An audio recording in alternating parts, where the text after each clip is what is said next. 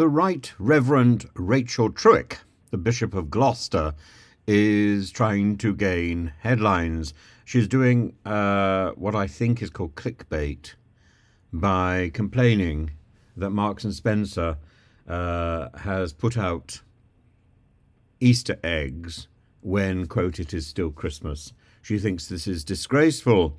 Christmas is not over and you're already advertising Easter. She should be grateful that Marks and Spencer is advertising another feast in the Christian calendar rather than something more secular.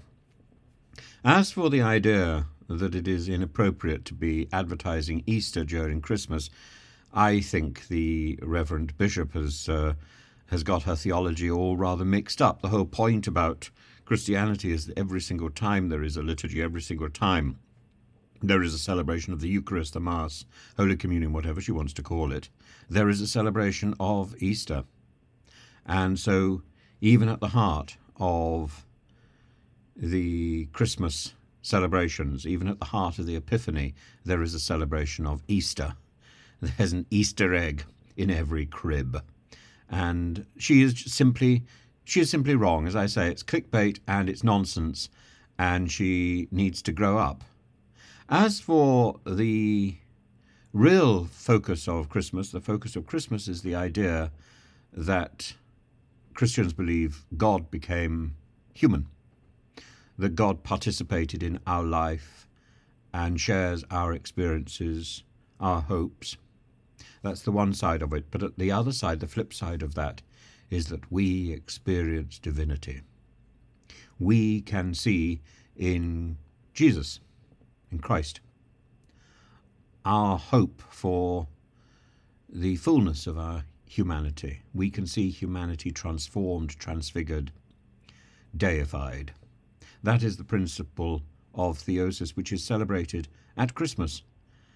And there are those people, I'm sure the Bishop of Gloucester would be among them, who would say Easter is a so much more important feast. Actually, Christmas is the most important feast. Christmas is the feast that defines the change in our humanity. It's the ontological moment. And there are also those who will say Christmas is simply a Christianization of a pagan feast. Yes, because actually Christmas, like Easter, is an ongoing realization that we have an opportunity to participate in this new life, this changed life, this transfigured life. And it doesn't matter whether we accept the Christian belief or whether we don't. Our life is transfigured whether we like it or not.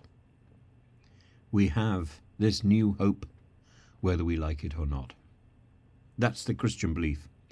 And it's something that Christianity should be sharing with everybody. It doesn't depend on whether or not we accept the Christian message. It's about the transfiguration of all creation, all nature.